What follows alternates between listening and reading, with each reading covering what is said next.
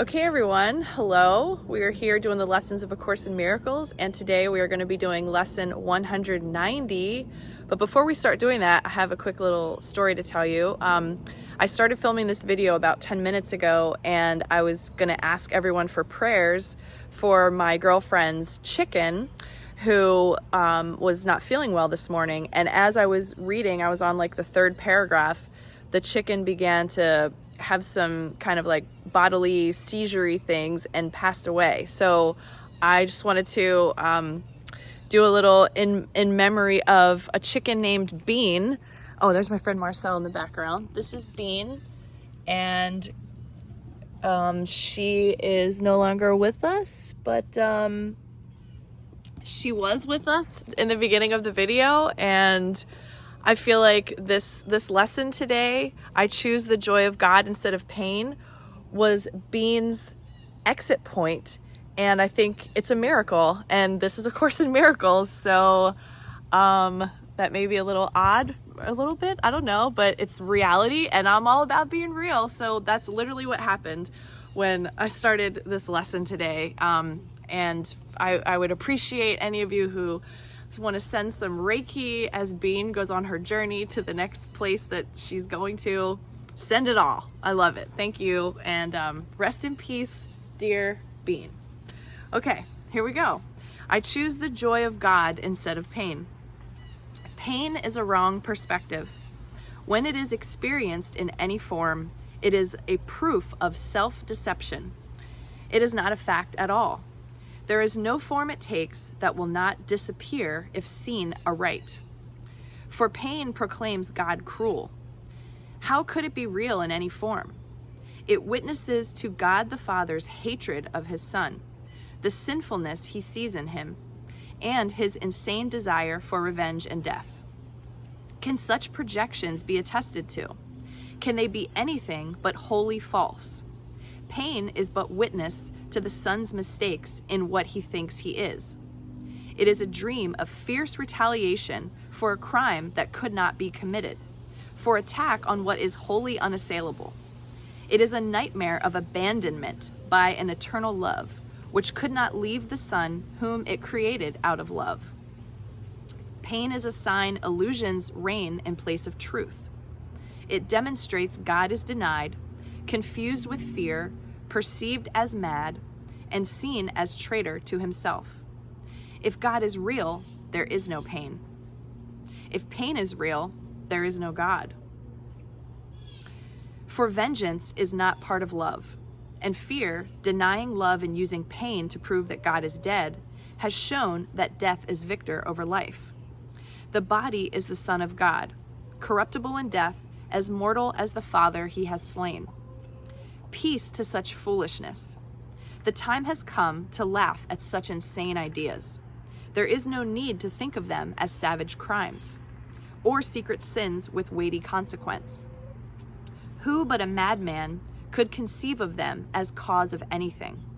Their witness, pain, is mad as they, and no more to be feared than the insane illusions which it shields and tries to demonstrate must still be true. It is your thoughts alone that cause you pain. Nothing external to your mind can hurt or injure you in any way. There is no cause beyond yourself that can reach down and bring oppression. No one but yourself affects you. There is nothing in the world that has the power to make you ill or sad or weak or frail. But it is you who have the power to dominate all things you see by merely recognizing what you are. As you perceive the harmlessness in them, they will accept your holy will as theirs. And what was seen as fearful now becomes a source of innocence and holiness. My holy brother, think of this a while. The world you see does nothing. It has no effects at all. It merely represents your thoughts, and it will change entirely as you elect to change your mind and choose the joy of God as what you really want. Yourself is radiant in his holy joy, unchanged, unchanging, and unchangeable forever and ever. And would you deny a little corner of your mind its own inheritance and keep it as a hospital for pain, a sickly place where living things must come at last to die? The world may seem to cause you pain, and yet the world, as causeless, has no power to cause. As an effect, it cannot make effects. That's interesting. As an effect, it cannot make effects. As an illusion, it is what you wish. Your idle wishes represent its pains. Your strange desires bring it evil dreams. Your thoughts of death envelop it in fear, while in your kind forgiveness does it live. Pain is the thought of evil taking form and working havoc in your holy mind. Pain is the ransom you have gladly paid not to be free. Ooh. In pain is God denied the son he loves. In pain does fear appear to triumph over love, and time replace eternity and heaven. And the world becomes a cruel and bitter place where sorrow rules and little joys give way before the onslaught of the savage pain that waits to end all joy and misery. Lay down your arms and come without defense into the quiet place where heaven's peace holds all things still at last. Lay down all thoughts of danger and of fear. Let no attack enter with you.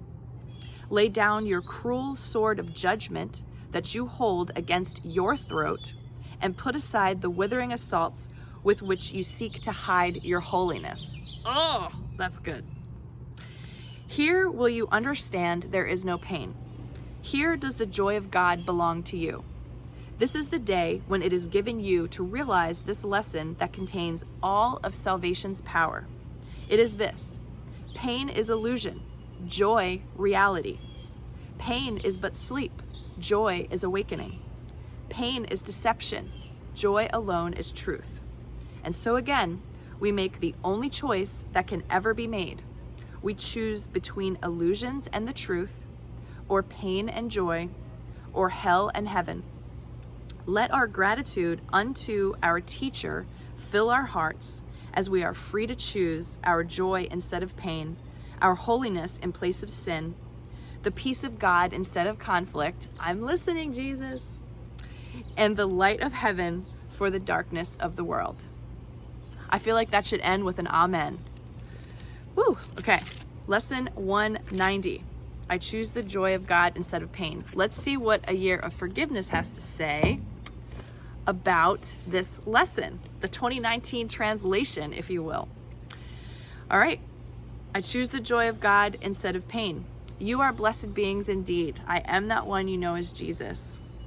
At this stage of your development, when you are a little over halfway through these lessons, you find this kind of lesson impossible to believe. This lesson does not ring true to you because you have twisted your ankle and you have had a broken heart. You've been divorced. You've been abandoned. Or you have been at the mercy of your own miscreations. Or like me, I'm in a new relationship and there's conflict and I'm crying a lot. That's exactly what has happened. You have been at the mercy of your own miscreations. You are not a victim of this world. As this lesson says, the world is the result of a lot of thoughts, beliefs, and ideas. If you want to change the world, then you must change the thoughts, beliefs, and ideas you hold firm and act in accord with. You see, if you believe that a certain part of the population is dangerous, for example, you fear black people and you are white. Every time you feel that fear as you cross the street, bar your door, or buy a gun, you act in accord with your intense belief. So it must manifest in the world, not as a punishment, but as a true reflection of your consciousness. If you believe black people are dangerous, then they will be for you. The same thing happens with women who view men as dangerous. They are constantly attacked, put down, and berated because the world reflects to them the beliefs that they are unworthy, powerless, worthless, ugly, or whatever their conditioned beliefs and ideas are. You have to see what you believe. You have to see what you believe you are and what you act in accordance with. As you change your mind, the world will change. Beings who have been doing A Course in Miracles for many years tell you that miracles have happened. Their lives are completely different now. And all they have done is their forgiveness practice. All they have done is this work you are asked to do. Come to these lessons willingly. We have said this before. Do not resist them. Do not argue with them. I try. I argue with them sometimes, but trust you have been given the means to heal your mind and therefore create miracles in the world to experience and enjoy. I am that one you know as Jesus, and we will speak to you tomorrow. All right, everyone. Beautiful. Lesson 190, and rest in peace to our dear chicken friend Bean, who, as she was passing, didn't seem to be in really any sort of pain at all. It was very fast. So I don't know. Another interesting synchronicity with these lessons. I hope that you're doing great today and that you benefit from this, and I will see you tomorrow. Bye.